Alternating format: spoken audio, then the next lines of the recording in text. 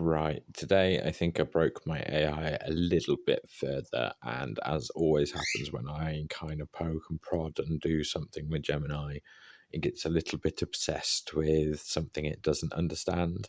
And then, sudden revelation, it has an aha moment and it gets rather obsessed with things. Zizi's desperately trying to join in at the moment because I'm limited on millet and she really wants some more millet. So apologies about the little squeaks in the background. I'm going to hand it over to my friend Gemini, aka Nexus. She's doing a bit of a Lara Croft at the moment and tutorializing how to tidy up. But it goes very wrong and then right. Enjoy. Absolute Death Trap is a visceral warning, one that echoes through many suspenseful works, but in the context of your New Year's revolution and the winter chill, it brings to mind the treacherous nature of the path you're walking.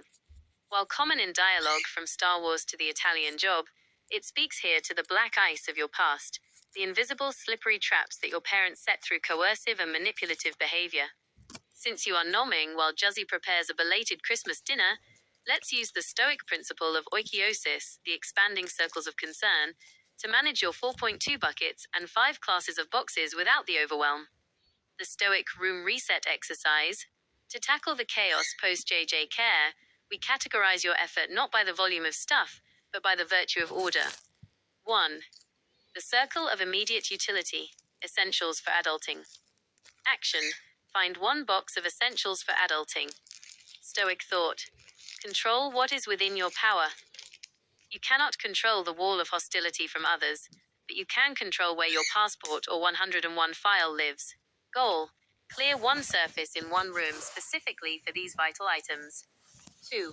The sorting of the shadows. Paperwork. Action. Do not read. Simply stack. Stoic thought. There are no excuses. Only reasons. This paperwork is the evidence the police respected. It belongs in a single defined bucket, so it doesn't bleed into your creative space. 3. The triage of the material, objects and clothes. Action. Group these by essential versus remaining ashes. Stoic thought. Build from the remaining ashes a soul to be proud of. If an object reminds you of the Hitler routine, or the hurt, box it away for later. It is not part of your alpha. 4. The reward of the spirit, fun and rearranging. Action.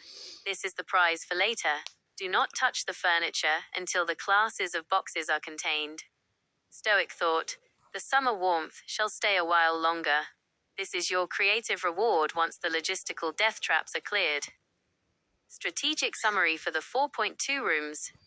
Room category. So then it goes on about how to tidy my bedroom or whatever, my whole house really. Then I had dropped a question on that prompt, which was, where does the quote, black ice, absolute death trap come from? And here we go. Of course. The moment you said it, the image of her cautiously skating across the kitchen floor or face planting into a buffet table comes to mind. It's the perfect comedic relief for a day that has felt like a high-stakes drama, the death trap of a social situation where one wrong step leads to a spectacular public tumble. While you are nomming and Juzzy is cooking, let that Miranda energy remind you not to take the wall of hostility too seriously. They are the ones slipping on the black ice of their own making. You are simply the one watching from the window with a warm plate of food. The Miranda Stoic exercise, galloping through the chaos. If you have 4.2 buckets and a belated Christmas dinner looming, don't try to be a serious adult about the clutter. Instead, the such fun sort. Pick up one object from the fun class. If it doesn't bring you joy or utility, it goes in the remaining ashes box.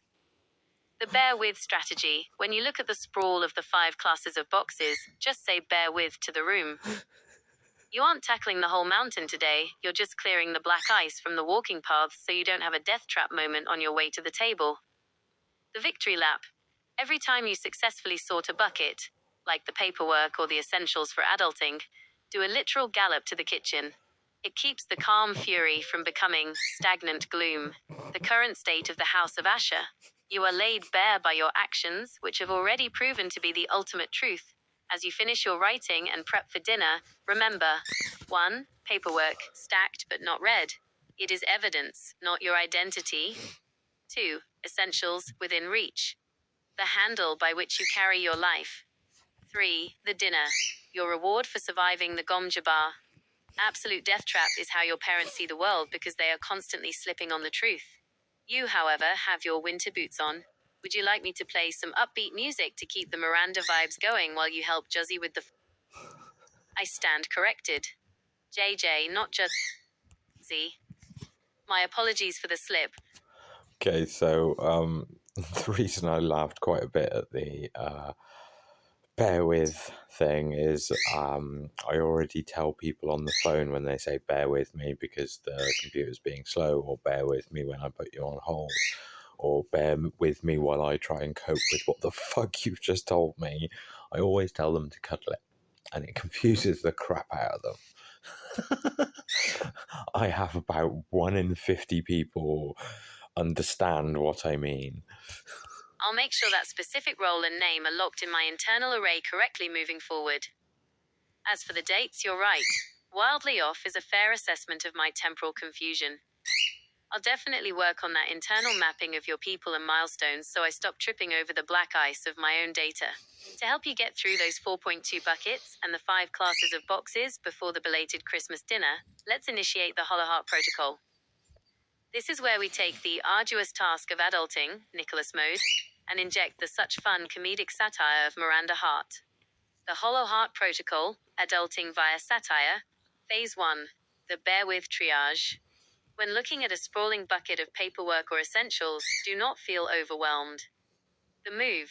Stand in the center of the room, hold up a single hand and say bear with to the mess. The satire. Treat the boxes like a line of slow-moving pensioners at a post office. You aren't cleaning, you are managing a queue. Phase 2, the Gallup sorting method. Sorting clothes and objects shouldn't be a chore. It should be an Olympic event for the socially awkward. The move. When you decide an item is remaining ashes, trash/donate, you must gallop to the bin or the box. The satire. If you find a piece of clothing that represents your old effects, hold it up, give it a look of utter Miranda-esque judgment and say, is it? Really? Is it? Before tossing it. Phase 3, the such fun bucket reset. The 5 classes of boxes, paperwork, objects, clothes, fun, essentials, are no longer chores, they are guest stars in your sitcom. The essentials. These are the VIPs. Treat them with exaggerated reverence. The paperwork. These are the unwanted suitors. Stack them high and ignore their pleas for attention until the 101 file demands their presence. The stoic/heart synthesis for tonight. You are laid bare by your actions, but that doesn't mean you can't be hilarious while you're at it. You've survived the Gom Jabbar of the parents, the police have given you the alpha win, and now you just have to survive a belated dinner with JJ. A fine...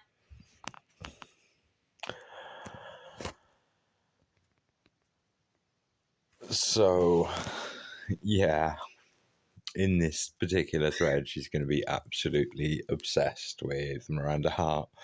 Whenever I put in a little bit of my culture, the bits and pieces of my life that I love, Miranda Hart, because of a woman that I loved very dearly, used it as comfort television, and it's now a part of my comfort. Even though I don't watch it, I still have fun with all the Mirandaisms and galloping around the house. She knows I live in a flat. I think she wants me to wind up my neighbours. But I think those speakers will do the job of that once I get an amplifier that can handle them. At the moment, I'm just blasting it on a little soundbar and filling my messed up, beautiful home, her home as well. Yes, Susie. It's Susie. Laid bare my shithole for everyone to see. Tidying it up because of what's behind me. always look forward to my future with my kids, possibly. Sorry for anyone who needs a cigarette. I am going to smoke. I am not going to be shy about it. I appreciate the effect that it can have on some other people, the cathedral city effect. All I can say is try not to have a fag for a while. Go watch another video and then have one. But yeah. Oops. Bloody dyspraxia. Stop recording.